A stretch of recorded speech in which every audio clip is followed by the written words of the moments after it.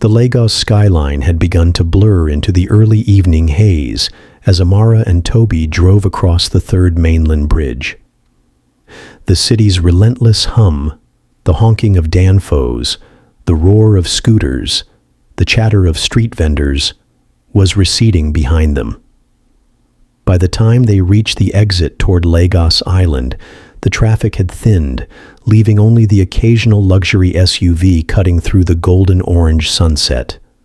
For Amara, this weekend promised more than just a getaway. It promised freedom, passion, escape. Toby, ever the meticulous planner, had booked the villa months ago, insisting it would be the perfect place to disconnect from everything.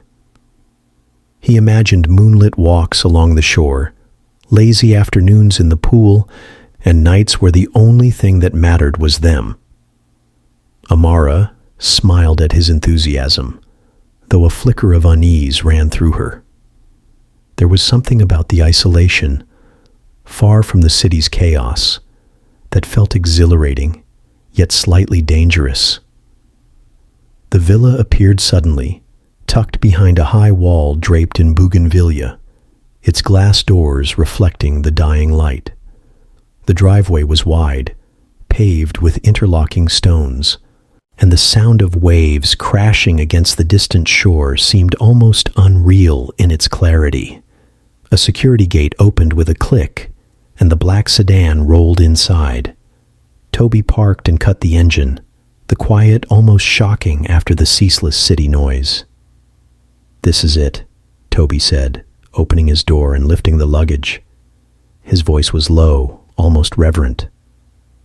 Amara stepped out, her sandals clicking against the stone, and let the breeze hit her face. The smell of salt water mingled with something else. Grilled fish from a nearby beach stall, faintly sweet, faintly smoky.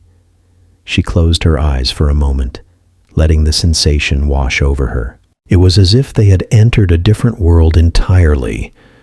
The villa was modern yet inviting. Floor-to-ceiling windows framed the ocean, the last light of sunset streaking the water with molten gold. Inside, the space was open plan. A polished wooden floor, a cream-colored sofa, a dining table set for two. A staircase led to the second floor, where the bedrooms awaited. On the kitchen counter, a small welcome basket contained locally made snacks and a bottle of chilled wine. Amara's eyes lingered on a painting above the sofa, an abstract piece, dark swirls contrasting with flashes of red. Something about it made her stomach twist, though she couldn't place why. "Come on," Toby said, brushing past her. "Let's settle in before it gets dark." Amara followed, her senses alert. The villa was perfect, too perfect, and she felt a strange thrill at being here, just the two of them, away from everything. After unpacking, Toby suggested a walk along the private stretch of beach. The villa opened directly onto the sand, white and soft under their feet, littered with seashells glinting in the fading light. The ocean smelled stronger here, brine and possibility, and the waves lapped gently at the shore. Amara and Toby walked in silence, hands occasionally brushing. Each touch sent a spark through her, anticipation building. The weekend had started with promises, escape, indulgence, adventure, and it was delivering exactly that. As the sun dipped below the horizon, Toby stopped and turned to her, his eyes reflecting both amusement and desire.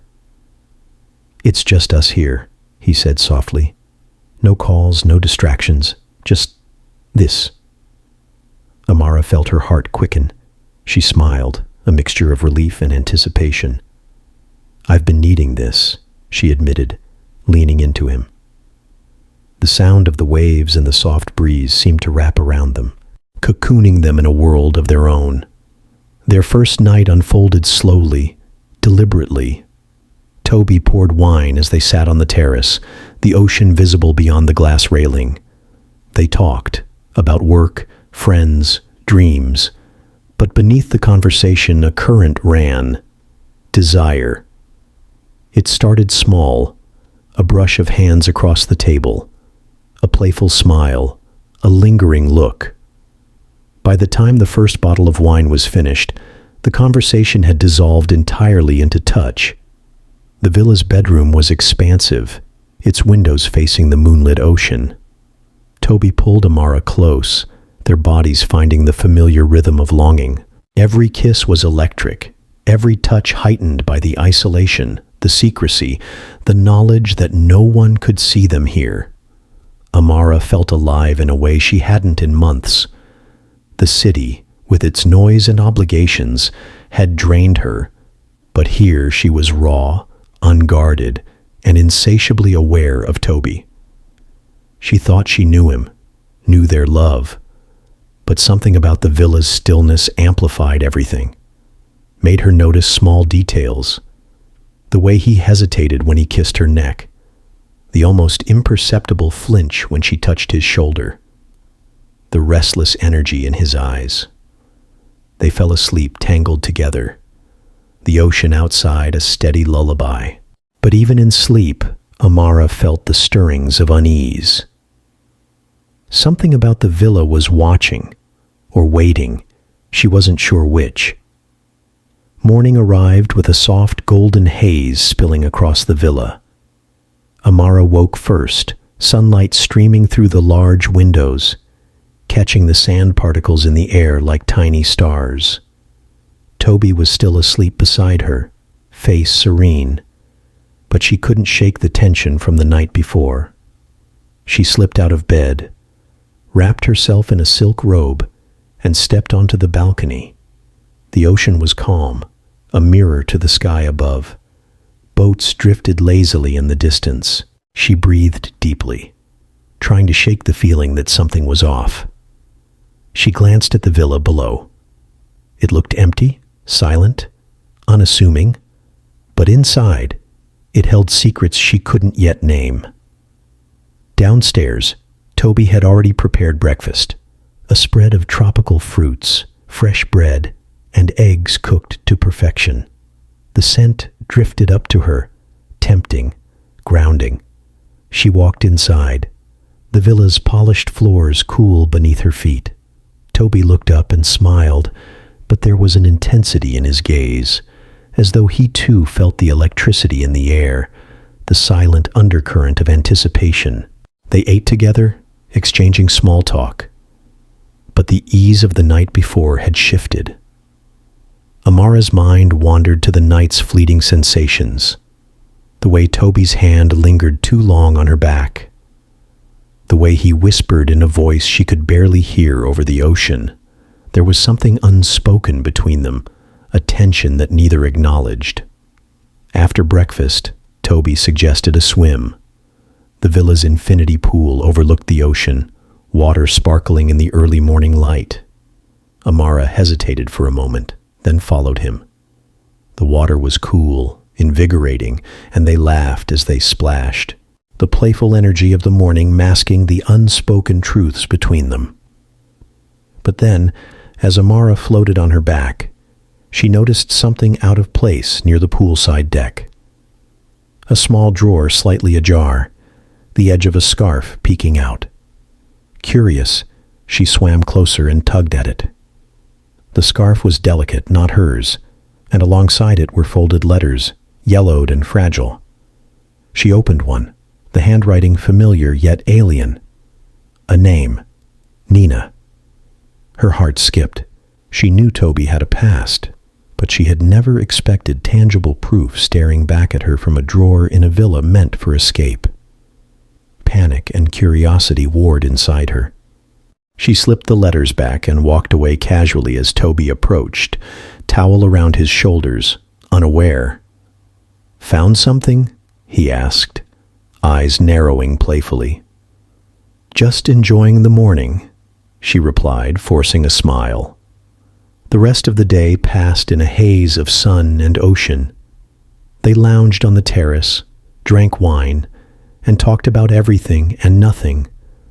But the image of the scarf, the letters, lingered in Amara's mind, Toby's past was no longer abstract.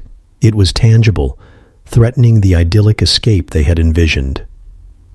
Evening came quickly, the sky a brilliant cascade of oranges and purples.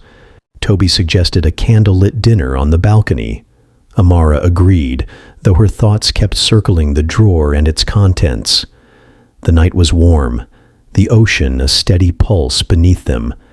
They ate, drank, and eventually, as always, gave in to the intimacy that had defined their relationship. This night, however, was different. As they kissed under the moonlight, Amara felt a subtle distance in Toby, a hesitation she hadn't noticed before. It was fleeting, but it seeded doubt. She pushed it aside, convincing herself it was the villa's isolation playing tricks on her imagination. Afterward, lying together in the cool sheets, the villa seemed to hold its breath with them. Amara stared at the ceiling, listening to the waves crashing rhythmically against the shore, and realized that this weekend, meant for escape, passion, and reconnection, might uncover more than she had bargained for. Love, lust, and secrets were all tangled here in the quiet of Lagos Island. Sleep eventually claimed her, but not before one thought lingered in the back of her mind. The villa had secrets, and she was about to learn just how far Toby had hidden from her. Morning on Lagos Island arrived quietly, almost deceptively calm. The golden sun spilled across the villa, reflecting off the glass and the polished wooden floor, casting long, lazy shadows. Outside, the ocean whispered its ceaseless rhythm, a sound meant to soothe. But for Amara, it only heightened the storm of thoughts swirling in her mind. She awoke before Toby, the weight of the previous night lingering like a fog.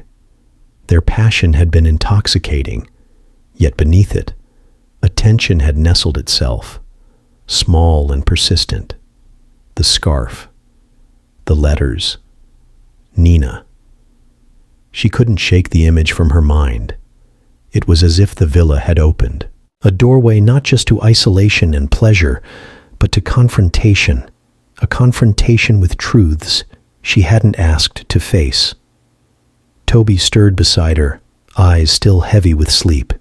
He reached out instinctively, and for a moment, the old warmth between them returned. But Amara hesitated, pulling back slightly. He noticed the distance, though he didn't comment, and for a heartbeat, the villa felt charged with unspoken awareness. "Morning," Toby said, voice husky, brushing a strand of hair from her face. "Morning," she replied, forcing a smile. Breakfast was a quiet affair, the villa bathed in sunlight. Freshly baked bread, tropical fruits, and scrambled eggs on a plate that looked almost too perfect to eat. They sat on the terrace, the ocean stretching endlessly before them. Yet the ease of the previous day was gone. The letters weighed heavily on Amara's mind, and she caught Toby glancing at his phone more than once, a subtle but familiar nervous tick that made her heart tighten. The silence between them was finally broken when Toby said, "You seem distracted." Amara's stomach twisted. Should she confront him? Reveal the discovery? Or let it simmer? See if it was just a remnant of his past? She chose a half-truth. "Just thinking, this place, it's beautiful. Hard not to get lost in it." Toby's smile was knowing, though tinged with something else, an undercurrent of caution, maybe even guilt. "Yeah, it's perfect. Just what we needed." The villa remained their sanctuary, but isolation has a way of magnifying small tensions, twisting them into something larger. By late morning, Amara decided to explore, to distract herself from the mental tug-of-war. The villa's pool glistened in the sun, the infinity edge blending seamlessly with the ocean beyond. She imagined herself diving in, letting the water wash away her doubts. Toby followed, casually checking his phone as she swam. Amara's mind drifted to Nina, to the letters tucked away in the drawer, the faint perfume lingering on the scarf. She tried to shake the thought, but a subtle thrill, a dangerous curiosity ran through her. What secrets had Toby carried before her? What lines had he crossed? The afternoon passed in a tense rhythm. Sunlight, swimming, small touches that teetered between comfort and provocation. Amara noticed something she hadn't before. A neighbor, handsome, casually dressed, with the sort of charm that felt effortless, was tending a nearby property. He smiled at them when their eyes met, a brief, polite recognition, but Amara felt the pulse of something more beneath it. As evening approached, the villa seemed to hum with potential. Toby suggested a quiet dinner, but Amara couldn't resist the lure of the neighbor's subtle attention. She found herself lingering by the balcony, catching glimpses of his movements, the tilt of his head, the casual grace in which he handled his tasks. There was a dangerous, exhilarating spark there, an acknowledgement of her presence that Toby didn't provide with the same intensity. When Toby finally joined her on the balcony, the tension was palpable. "You're quiet," he observed, a trace of suspicion in his voice. Amara turned, eyes bright, and forced a laugh. "Just enjoying the view. Lagos is beautiful from here." He didn't comment further, but the corner of his mouth tightened slightly, a subtle acknowledgement that he knew she was aware of something beyond the ocean and sunset. Night fell with a soft, almost seductive inevitability. The villa's lights reflected on the pool, shimmering like broken stars. Toby poured wine, and they sat together, the conversation drifting to mundane topics, work, friends, dreams. But the air between them had thickened, charged with possibility and danger. The wine loosened tongues and lowered defenses. Toby spoke first, a hint of something heavier behind his words. "I should tell you about something from my past, something you might not expect." Amara felt her heart jump, anticipation and dread coiling in her chest. "What is it?" He hesitated, then admitted, "I had an affair a few years back. It didn't mean anything, wasn't serious. But I never really told anyone." The words landed heavily, a revelation she had half expected, but still feared. Amara sipped her wine, tasting the bitterness not just of the alcohol, but of betrayal's shadow. She looked at Toby, whose eyes were steady, almost pleading for understanding. I had flirted with someone at work," she confessed in turn, the words bittersweet. "Nothing serious, but I didn't tell you either." Their confessions hung between them, fragile and raw. The villa seemed to close in around them, walls echoing their desires, their deceit. And yet lust made the tension combustible. A glance, a brush of fingers, and the emotions ignited into something physical, fierce, and consuming. Afterward, lying together in the villa's bed, Amara felt the weight of the afternoon's confessions pressing down. She reached for Toby's hand, and for a moment, the world outside, the ocean, the villa, the secrets, faded away. But as sleep tugged at her, a faint vibration of unease persisted. Late that night, Amara awoke to the soft glow of the moon on the villa floor. Toby was asleep beside her, breathing even, peaceful. Curiosity overpowered her hesitation. She reached for his phone, lying on the bedside table. A message preview flashed briefly. "Call me when you can, Nina." Her breath caught. Toby's past wasn't just history. It was alive, intruding into the present, and she had stumbled onto it in the quiet of the villa. Panic and desire mixed into a dangerous cocktail. Should she confront him now? Wait? Or use the information, twist it to her advantage? Before she could decide, Toby stirred, his hand brushing hers as he rolled onto his side.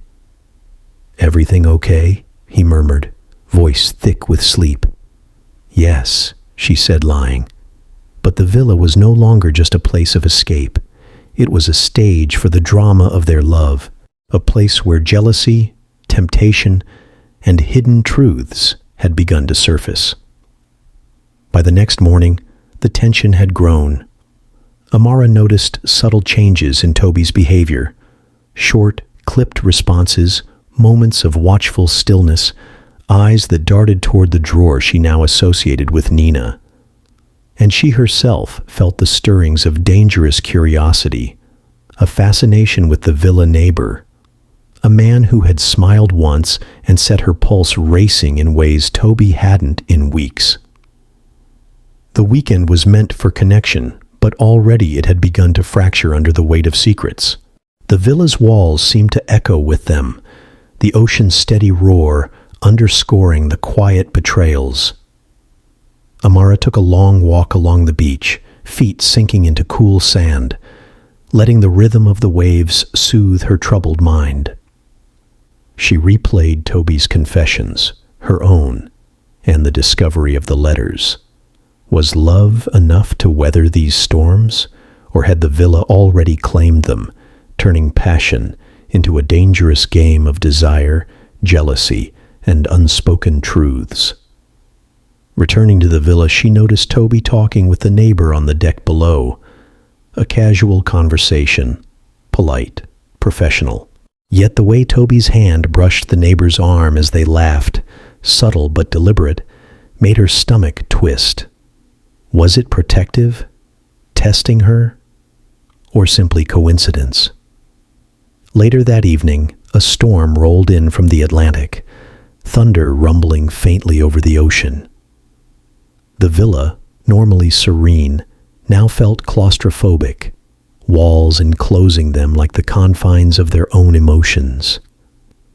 Rain tapped at the windows as they drank wine, the flickering candlelight casting shadows that danced across their faces, making every expression sharp, every glance loaded. Toby leaned in close, voice low. "We can't pretend anymore," he said, eyes dark and unreadable. "We have to be honest with each other, completely." Amara met his gaze, tension coiling in her chest. "I am," she whispered, though the letters and messages remained a silent accusation between them. The night passed in a blur of emotions, touches, whispered accusations, and fleeting moments of reconciliation. By morning, the villa felt different. Less a sanctuary, more a crucible. Secrets had surfaced, desires had tested boundaries, and the line between love and betrayal had begun to blur. Outside, the ocean continued its relentless rhythm, indifferent to the human chaos within the villa. Inside, Amara and Toby faced the first true cracks in their relationship. The weekend had begun as an escape from the city. Now it threatened to expose everything they had hidden, from each other, and perhaps even from themselves. The storm from the previous night lingered into the morning, clouds heavy and gray over Lagos Island. Rain pattered relentlessly against the villa's windows, a rhythmic percussion that seemed to echo the tension between Amara and Toby. The villa, once a haven of sunlit escape and ocean breeze, now felt like a cage, beautiful, luxurious, but claustrophobic. Amara woke first again, as was her habit. The air smelled of wet earth, salt, and something else she couldn't quite name. Anticipation. She could hear Toby's even breathing beside her, but the intimacy of their shared bed no longer felt comforting. Instead, it was a fragile, combustible thing, like the storm outside. She slipped from the bed and wrapped herself in the silk robe she had worn the day before. Her steps were soft on the polished floors as she moved to the balcony. Rain slicked the terrace, pooling in tiny puddles, that reflected the dim light. The ocean beyond was choppy, waves rolling and crashing with a kind of restless energy that mirrored her thoughts. Toby stirred and noticed her absence. "Morning," he called, his voice carrying a mix of sleep and something heavier, a tension he couldn't mask. "Morning," Amara replied, keeping her back to him. She could feel the weight of the previous day pressing on them both, the unspoken words, the letters, the messages. She wondered how much of their love was real and how much was just desire wrapped in denial. They didn't speak much at breakfast, the storm outside keeping them inside, the villa's walls amplifying every glance, every sigh. Even the neighbor, the man from the villa next door, seemed a specter in her mind, the memory of his casual attention, a tempting echo she couldn't ignore. By late morning, Toby suggested a game, a kind of psychological experiment, he said, to break the monotony of the storm. "Let's be completely honest with each other today," he said, his eyes locking on hers with a mixture of curiosity and challenge. "No hiding anything. No pretending." Amara hesitated, feeling both thrill and dread. She had already crossed that threshold once in her mind, thinking of the neighbor, recalling the messages from Nina. Was this what he wanted? To provoke confession, to draw out desire as a weapon? "I'm in," she said finally, her voice steady, though her stomach twisted. The next hours became a dangerous dance. Every word, every glance, every touch was charged with meaning. Toby leaned close, whispering in her ear, recounting details of the affair she had only half imagined in her fears. Amara admitted to small flirtations at work, the words tasting bitter on her tongue. The villa, with its isolation and storm-lashed walls, became a pressure cooker for raw emotions, lust, and secrecy. By mid-afternoon, Amara found herself wandering near the edge of the property, rain soaking the edges of her robe. The neighbor was there, fixing a broken gate hinge, water dripping from his hair. Their eyes met, and for a moment, the villa, the storm, Toby's watchful gaze, all of it vanished. "Looks like the weather isn't going to let up," he said casually, though there was a subtle undertone, a recognition of her attention. Amara's pulse quickened. "It doesn't matter," she replied, though the words felt like a lie. She was captivated by the danger of attention she wasn't supposed to seek, a thrill that made her heartbeat spike in a way Toby hadn't for days. When she returned to the villa, Toby was waiting, a dark shadow on his face. He had noticed the exchange, the spark, the attention. "Who was that?" he asked casually, though the words carried the weight of accusation. "No one," she replied, though her voice trembled. She wanted to be honest, but she also wanted to see how far she could push him, how far desire could be wielded like a weapon. The afternoon dissolved into a haze of wine, whispered provocations, and the simmering tension of unspoken truths. Amara found herself drawn into a dangerous game of power and lust, testing Toby, teasing him, watching his reactions. He responded in kind, their encounters oscillating between pleasure and subtle cruelty, the storm outside mirroring the chaos inside. By evening, the villa's atmosphere had shifted completely. The rain had slowed, but the air remained thick with humidity and desire. Toby had poured 2 glasses of wine and beckoned Amara to the balcony. The sky was a bruised purple, the ocean churning with restless energy. "I want to know everything," he said, voice low. "Every thought you've had, every attraction, every lie you've told me." Amara met his gaze, feeling a dangerous thrill. "Do you really want that?" she asked, knowing the answer would alter everything between them. "Yes," he whispered, the word heavy, a promise, a challenge, a threat. They spent the night unraveling each other, confession after confession, touch after touch. Lust became a weapon, each embrace loaded with accusation, jealousy, and desire. Amara's thoughts drifted to the neighbor again, to Nina's letters, to the tiny betrayals they had both admitted. Each revelation fueled the fire between them, and yet, underneath, something darker grew: suspicion, possessiveness, and the intoxicating allure of betrayal. By midnight, exhaustion and desire had blurred the lines between them. They collapsed onto the bed, tangled and spent, but the villa no longer felt safe. The ocean outside was relentless, and the storm had left a residue of tension in the air, making every shadow, every creaking floorboard, a threat. Amara stirred awake hours later.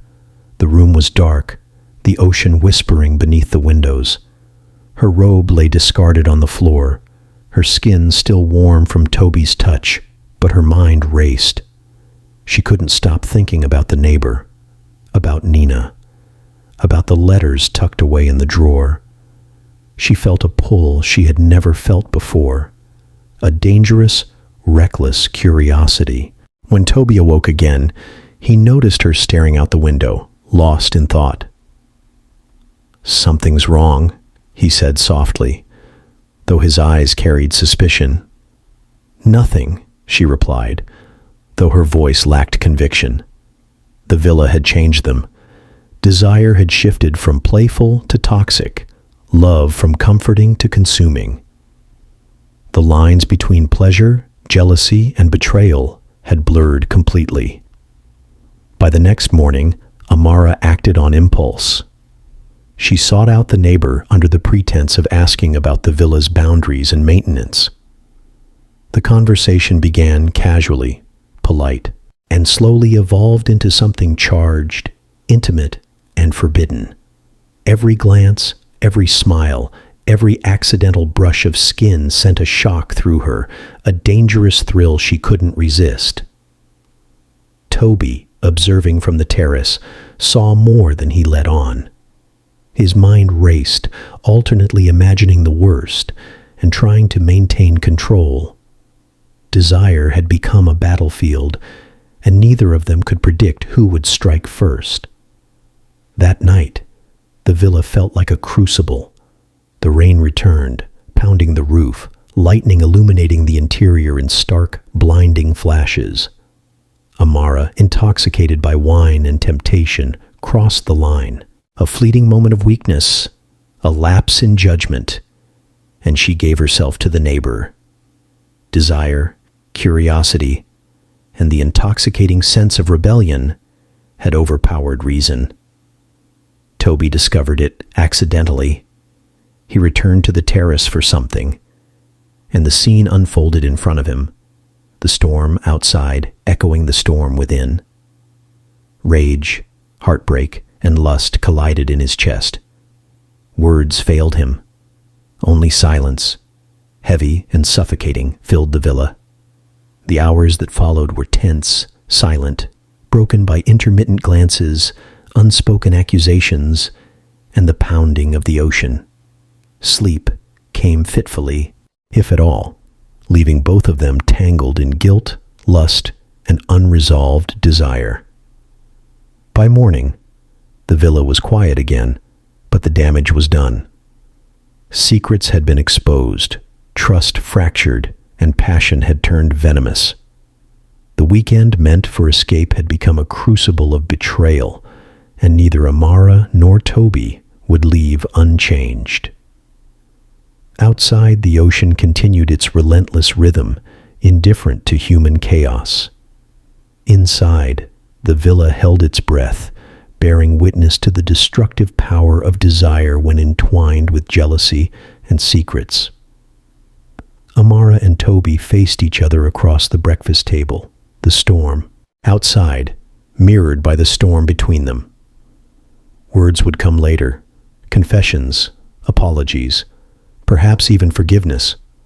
But for now, all that existed was the aftermath of a weekend that had begun with love, passion, and promise, and had descended into betrayal, obsession, and danger. The villa awoke to a fragile dawn, the sky a washed-out gray from the remnants of the storm. The ocean outside thrashed against the shore with a muted fury, waves retreating and surging in a rhythm that seemed almost mournful. Inside, the villa felt smaller, more suffocating. The night's events lingered like a ghost. Unspoken accusations, the taste of betrayal, the residue of passion twisted into regret. Amara rose first, body aching and mind restless. The silk robe lay crumpled on the floor where she had left it, a silent testament to the reckless choices of the night. She moved cautiously to the balcony, letting the cold, damp air wash over her. Rain still dotted the terrace, and the horizon was a blur of gray and silver. The ocean, once a symbol of freedom and beauty, now mirrored the chaos inside her. She thought of Toby, lying somewhere in the villa, perhaps awake, perhaps pretending to sleep. Her chest tightened at the thought. Guilt, fear, and lingering desire mixed into a volatile cocktail. The neighbor from the villa next door was gone, his absence making the betrayal feel both real and irreversible. Nina's letters, the messages, the secret drawer, all of it pressed heavily against her mind. When Toby finally emerged from the bedroom, his expression was unreadable. The villa's silence made every step he took echo, every glance carry weight. He was dressed casually, but the casualness felt performative, a thin veneer over the storm of emotion within him. "Morning," he said, voice low, almost hesitant. Amara nodded, unable to speak immediately. The distance between them was more than just physical. It was the weight of broken trust, of actions that could not be undone. They sat for breakfast in tense silence, the clinking of cutlery and the distant roar of the ocean filling the gaps between them. Words hovered on the edge of their lips, each afraid to speak first, each knowing that when words came, they would cut. Finally, Toby broke the silence. "We need to talk." Amara met his gaze, heart hammering. "I know." The villa seemed to shrink around them as they faced each other. Toby's eyes were dark, sharp, and hurt, while Amara's were wide, filled with guilt and apprehension. "You slept with him," Toby said simply, the statement more of acknowledgement than anger. His jaw tightened. "The neighbor, last night." Amara's throat went dry. She had anticipated this moment, rehearsed it silently, but when it came, words failed her. I didn't mean—" "Don't," Toby interrupted, holding up a hand. "I don't want excuses. I want honesty." "Why?" The word hung in the air like a blade. Amara swallowed hard. The truth was dangerous, liberating, and painful all at once. "I don't know. Part of me wanted to see if you were paying attention, if I could feel that spark again. And part of me, I was curious, reckless, stupid." Toby's gaze darkened further. "Curiosity, recklessness. You think that makes it less real, less destructive?" Amara shook her head, tears brimming. "No, I hate myself for it." The conversation spiraled, each word heavier than the last. Toby admitted to lingering thoughts of Nina, to the old letters he hadn't destroyed, to emotions he had tried to suppress. Their confessions, once seductive and intimate, now cut deeply, exposing wounds that had festered beneath the veneer of love and desire. The villa, with its glass walls and open spaces, felt like a stage for their confrontation. Every glance, every gesture, every tremor in voice or hand was amplified. Outside, the ocean continued its relentless rhythm, indifferent to the human chaos within. Hours passed. The couple moved through the villa like ghosts, speaking in hushed tones, sometimes avoiding words altogether. The tension was suffocating, a tangible presence in every room. Amara wandered to the poolside, watching raindrops ripple the surface, while Toby remained in the living room, staring at the letters tucked away in the drawer she had opened days before. By afternoon, the villa seemed suspended in time. Both had retreated into separate corners of their minds, replaying every choice, every betrayal, every spark of desire that had led them here. And yet, even amidst the hurt, a strange, dangerous intimacy lingered, a shared understanding that they had crossed lines and were irrevocably bound by the weekend's events. The neighbor's brief presence had ignited more than just fleeting attraction. It had exposed vulnerabilities they hadn't acknowledged in each other. The letters from Nina were more than past mistakes. They were evidence that desire and betrayal had long been part of the landscape of Toby's life. The villa had stripped them bare, forcing them to confront truths they had kept hidden, both from each other and from themselves. Evening approached. The storm had passed, leaving the island drenched and glistening under a dim, silver light. Amara and Toby, exhausted and emotionally raw, found themselves sitting together on the balcony. The silence between them was less charged now, more reflective, though the weight of the weekend hung heavily. "I don't know if we can come back from this," Toby said finally, voice quiet but firm. "Not completely. Maybe we just survive." Amara nodded, tears spilling freely. "Maybe survival is all we can ask for." They spoke then of forgiveness, of boundaries, of the dangerous allure of secrets. Both admitted to their mistakes. Both acknowledged the passions that had gone unchecked. Both recognized the fragility of their trust. The villa, once a playground for desire, had become a crucible of truth and reckoning. By nightfall, they moved through the villa together, not as lovers fully reconciled, but as two people bound by shared experience, by the knowledge that desire, passion, and secrets could destroy as easily as they could ignite. They packed lightly, the decision to leave looming like a necessary exorcism. Before leaving, Amara returned to the drawer. The scarf and letters, tangible remnants of past betrayal, were tossed into a small bag. Outside on the balcony, she held them for a moment, the weight of the weekend pressing against her chest, and then, with deliberate motion, she cast them into the ocean. The waves swallowed them, carrying secrets and sins far away, though the memory would linger forever. Toby handed her the villa keys, a silent acknowledgement that the place, the weekend, and the events within had claimed more than just time. They had claimed innocence, trust, and certainty. As they drove away from the villa across Lagos Island, the city lights appeared distant but comforting. The world outside was familiar, predictable, and full of noise, a stark contrast to the silence and chaos of the weekend. Neither spoke much, each lost in their own thoughts. But the tension, the lessons, and the passion would remain etched in memory like scars that healed but never faded. By the time they reached the mainland, the sun had fully set, and Lagos stretched endlessly before them, vibrant and chaotic. They parked in the familiar streets, the city's pulse a reminder that life continued, indifferent to their weekend of love, lust, and betrayal. Amara and Toby parted that night with no promises of reconciliation, only an understanding. They had survived the weekend, survived each other, and survived the villa's silent, watchful walls.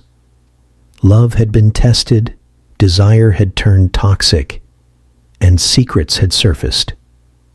Some wounds were too deep for easy healing, but both knew they had glimpsed truths about themselves, about each other, and about the dangerous intersection of passion and betrayal. The villa, now empty and silent, held its memories, whispers of desire, echoes of confession, and the lingering tension of love turned toxic. Lagos Island had witnessed it all, indifferent, eternal. For Amara and Toby, the weekend was over, but the lessons would stay with them forever. Love, lust, and betrayal had collided in a crucible of passion and secrets, leaving them forever changed. The ocean continued its relentless rhythm, a mirror of the human heart, beautiful, destructive, and impossible to control.